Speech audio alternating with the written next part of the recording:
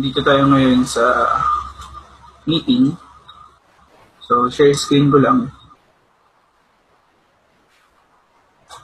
Okay. So, yung una nating topic is, syempre, how to register. Okay. Ang importante naman ngayon is kailangan natin ng referral link. Referral link. So, ito yung referral link. Makikita natin yan. So, copy natin yan.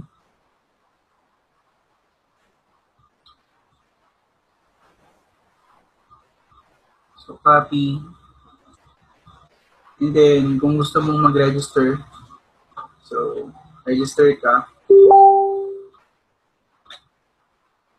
And then, once na na-open mo siya, ang next step is, syempre, input mo lahat ng information na kailangan mo.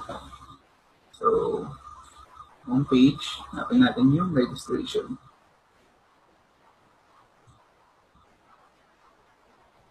Okay. So, exit ko muna siya.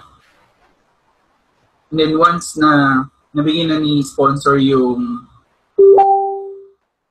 referral link, excuse me, punta ko sa registration, ayan, nakita niyo yung referral link niya. Siyempre, lalagay mo yung login mo, like for example, RedX 111.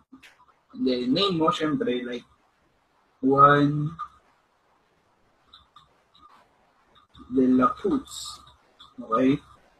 So, 1 De La Cruz. And then, phone number, siyempre, for example, 0917-987-650-321.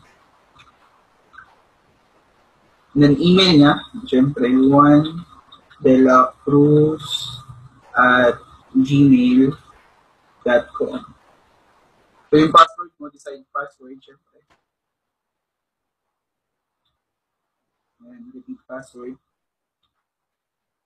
So, recaptcha, AXNBT, and then create an account.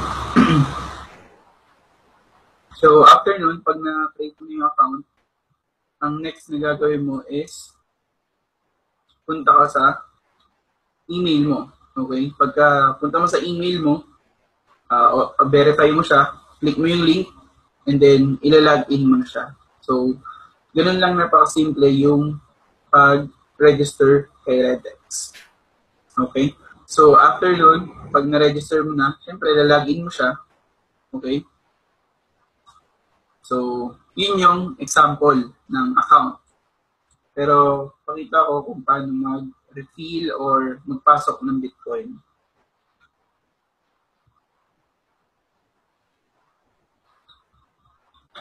So, pag-enter mo, syempre, na-activate na yung account mo. Okay? So, may kita mo yung website or dashboard ni RedX. So, kung gusto mo mag-start sa platform 1, okay, and gusto mong mag-create ng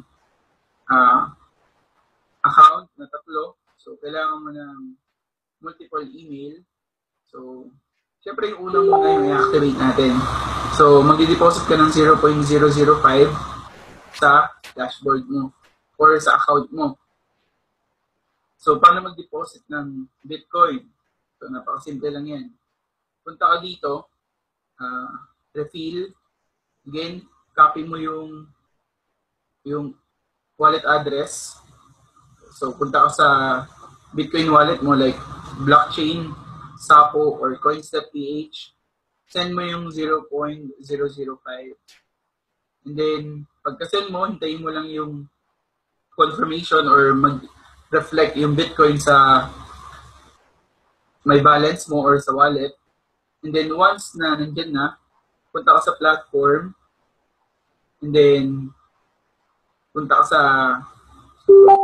number 1 as partner. Doon ka papasok. So, click mo yung go-to. And then, may makikita ka dito sa kanan na enter platform. So, yun yung paggawa ng account and pagpasok ng Bitcoin. Okay? So, napakasimple lang niya.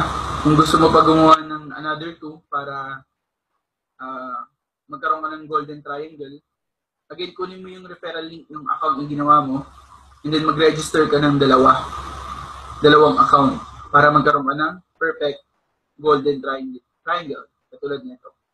So, ganun lang.